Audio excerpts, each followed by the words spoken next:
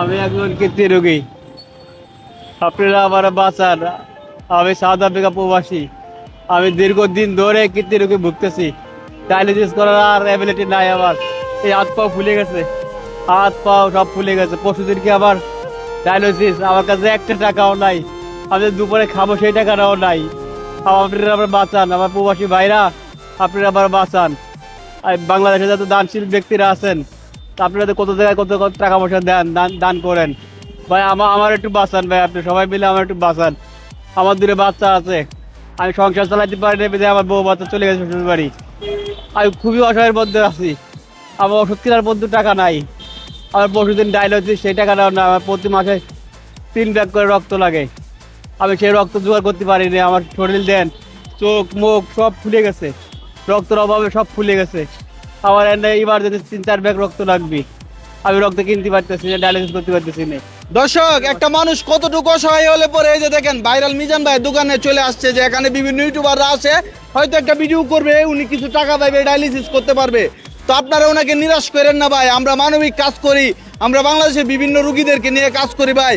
এই লোকটার একটু সাহায্য করবেন। দেখেন তার গলার মধ্যে এখন এই যে দেখেন একটা ক্যালোরি লাগানো আছে, এনতে মানে ব্লাড চেঞ্জ করে আবার ব্লাড দেয়। তো খুব কষ্ট করতেছে ভাই। আপনারা কত টাকা কত জায়গায় দান করেন, ওনার বিকাশ নাম্বারে যে যতটুকু পারেন একটু দান করেন। এক সময় প্রবাস থেকে রেমিটেন্স পাঠাইতো দেশের মানুষের হয়ে, আজকে সে নিরাশ হয়ে গেছে।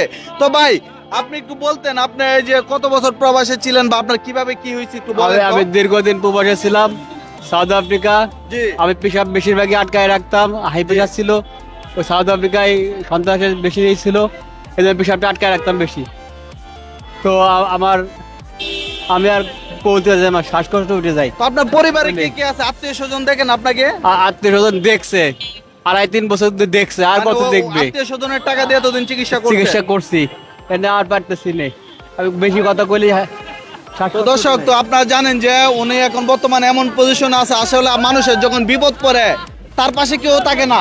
ও বাচ্চা শ্বশুর বাড়ি চলে গেছে, আমি সংসারের বাজার করতে পারিনি। আপনি যে চিকিৎসা চালাতে পারতেছি না, আমি বাজার করবো কেমনে? পোলাপানে পড়ালেখা খরচ চালাতে পারতেছি না।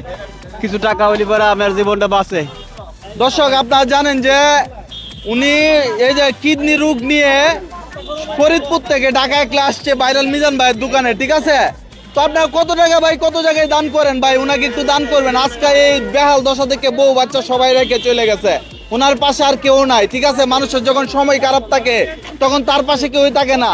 ভালো সময় হয়তো সবাই থাকে, এক সময় দেশের জন্য রেমিটেন্স আনছে, পরিবারের জন্য রেমিটেন্স আনছে। এই লোকটা কি আপনার চান টাকার জন্য মারা যাক? তো ভাই আপনার দয়া করে বলবো, যে যতটুকু পারেন ওনার বিকাশ নাম্বার একটু সাহায্য করবেন। আচ্ছা ভাই, এই যে আপনার অনেকের তো হাতে ডায়ালিসিস করে, আপনার বুকে কেন? আমার হাতে ছিল, টাকার অভাবে করতে পারতেছি না। হাতে করতে পারতেছে না তো বুকে তো অনেক ব্যথা করবে। ব্যথা, আমি ঘুমাইতে পারি না রাত্রিবেলা।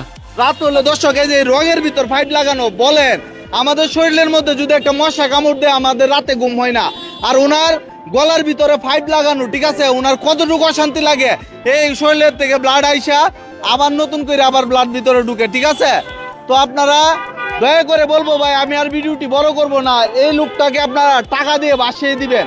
কত টাকা কত জায়গায় দান করেন, আপনারা একটু তিল তিল করে একটু দান করবেন। আপনারা যদি দান করেন আমরা মানবিক কাজ করতে আর উৎসাহ পাবো, কারণ বাংলাদেশের অসংখ্য রোগী টাকার জন্য ভুগতেছে, চিকিৎসার জন্য ভুগতেছে। আমার প্রবাসী ভাইরা আমার বাঁচান, আমার দেশি ভাইরা আমার বাঁচান। আপনারা কত টাকা তো কত দিক দিলেন, আমার একটু দিয়ে দেন, আমার জীবনটা একটু বাঁচুক। আমি ডায়ালিসিস করি, আমার পারি না, আর কষ্ট করতে পারি না, শ্বাসকষ্ট উঠে। কালকে ডায়ালিসিস না করতে পারি শ্বাসকষ্ট উঠে যাবে না। আমি খুব ভয়ের ভিতরে আছি, আমার বাঁচান আপনারা সবাই। দর্শক, এখানে দাঁড়াইলে সে হাঁপাইতেছে, ঠিক আছে? ওনার শরীরে একটু বিন্দু পরিমাণ শক্তি নাই, ঠিক আছে? অবস্থা খুব খারাপ। তো ভিডিওটি এখানে শেষ করে দিব, আমরা যাতে আরেকবার এসে শুনি যে এই লোকটা লক্ষ লক্ষ টাকা অনুদান পাইছে আপনাদের সবার উচিল্লা, এই অনুরোধ আপনাদের কাছে।